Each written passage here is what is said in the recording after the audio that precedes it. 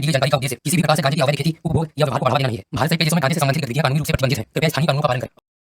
Cannabis जो आज billion dollars की इंडस्ट्री है, आज भारत में भी इसका व्यापार तेजी से बढ़ रहा है। इससे कई प्रकार के प्रोडक्ट्स तैयार किए जाते हैं जिनका यूज चिकित्सा जगत से लेकर अलग अलग क्षेत्रों में होता है। दोस्तों, चरस जैसे शब्द सुनकर मन में पहला ख्याल नशीले पदार्थों का आता है, लेकिन भांग का पौधा या कैनबिस कई सारी मेडिसिनल प्रॉपर्टीज भी रखता है। आज इसकी इंडस्ट्री अरबों डॉलर्स की है। अगर आप मेडिकल यूज के लिए कैनबिस की खेती करते हो तो इससे होने वाला मुनाफा काफी हद तक बढ़ जाता है, जिसकी बात हम आगे वीडियो में करेंगे। कैनबिस एक सतीवा प्रजाति का पौधा है। अगर इस पौधे को हिस्से में बांटा जाए तो इसका सबसे ऊपरी हिस्सा इसके फल फूल का आता है। इसके बाद आती है पत्तियां, फिर तना और जड़। लिटरली जो इसके ऊपर वाला पार्ट है, इसके फल फूल वाला, ये मध्य प्रदेश, उत्तराखंड और यूपी जैसे कुछ अन्य राज्यों को छोड़कर पूरे भारत में बैन है, क्योंकि इसी को सुखाकर बनता है गांजा। जबकि सूखने के बाद इसका ऑयल निकाल लिया जाए तो ये बन जाती है, जबकि इसके पत्तियों से बनती है और जड़ों का इस्तेमाल इंडस्ट्रियल यूज के लिए किया जाता है। हम इसे बोलचाल की भाषा में भांग या गांजा कहते हैं, लेकिन इसके अलावा इस पौधे से कई सारे प्रोडक्ट्स भी निकलते हैं, जैसे CBN, THC, CBG, CBD जैसे 100 से भी ज्यादा कंपाउंड पाए जाते हैं, जिनमें टेट्राहाइड्रोकेपिनॉल और केपिनाइड दुनिया भर में चर्चित रहते हैं, क्योंकि THC का इस्तेमाल ही नशे में होता है और CBD का इस्तेमाल मेडिकल यूज के लिए किया जाता है।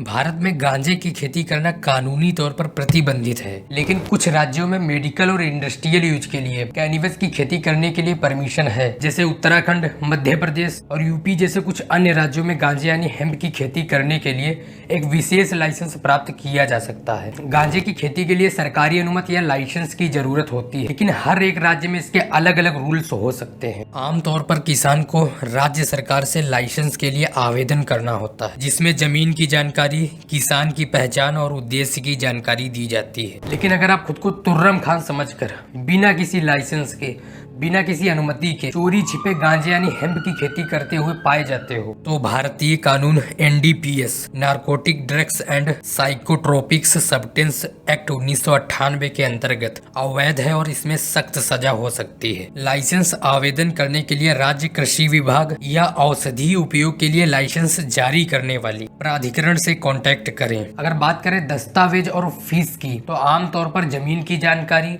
पहचान पत्र और आवेदन शुल्क की जरूरत होती है, जो हर एक राज्य और सिटी के हिसाब से अलग अलग हो सकती है। आवेदन की समीक्षा में कुछ महीनों का समय लग सकता है और राज्य के कानूनों के अकॉर्डिंग लाइसेंस की वैधता भी एक निश्चित समय के लिए ही होती है। अगर बात की जाए बीज की, तो विशेष प्रकार के बीज होते हैं जो THC की मात्रा कम रखते हैं, औद्योगिक और औषधीय यूज के लिए होते हैं, जिनकी कीमत लगभग 1000 से 5000 रुपए प्रति किलो हो सकती है। अगर बात करें सिंचाई और अन्य लागत की, फार्मिंग में वाटर की जरूरत, उर्वरक, श्रम और कुछ अन्य चीजों को मिलाकर जो इन्वेस्टमेंट होगी वो प्रति एकड़ खेती की लागत लगभग 50,000 से 1 लाख तक हो सकती है, जो सिटी एरिया और संसाधनों के हिसाब से अलग अलग हो सकती है। गांजे की फसल काटने के बाद इसकी प्रोसेसिंग की जाती है ताकि इसका इस्तेमाल फाइबर, बीज या औषधियों के लिए किया जा सके। इसकी प्रसंस्करण इकाई लागत भी शामिल हो सकती है। बात करते हैं इंडस्ट्रियल यूज की। गांजे का फाइबर कपड़ा उद्योग और कंस्ट्रक्शन मटेरियल में यूज होता है। इसका तेल और स्वास्थ्य उत्पादों के रूप में भी यूज किया जाता है। अब बात करते हैं मतलब की, प्रॉफिट यानी मुनाफे की।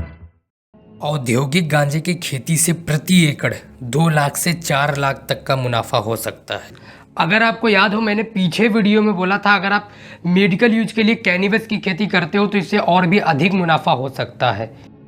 अगर मेडिकल यूज के लिए गांजा उगाया जाता है तो इससे और भी अधिक मुनाफा हो सकता है, लेकिन इसके लिए सरकार द्वारा स्वीकृत अनुबंधों और अनुमतियों की जरूरत पड़ती है। अगर मार्केट प्राइस की बात करें तो बाजार में इसकी मांग और कीमत डिफरेंट हो सकती है। बाकी मुनाफा फसल की क्वालिटी और उत्पाद की प्रोसेसिंग पर डिपेंड करता है। अब बात करते हैं एक और मुख्य टॉपिक की।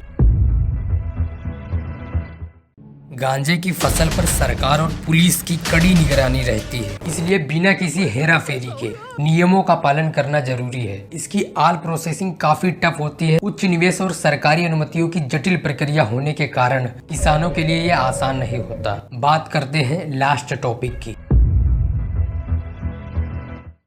सही जलवायु और सही मिट्टी की जरूरत होती है। जैसे कुछ खेत बालूदार होते हैं तो उनमें अच्छा रिजल्ट मिलने की संभावना कम रहती है। इसकी खेती पहाड़ी और ठंडे क्षेत्रों में अधिक सफल मानी जाती है।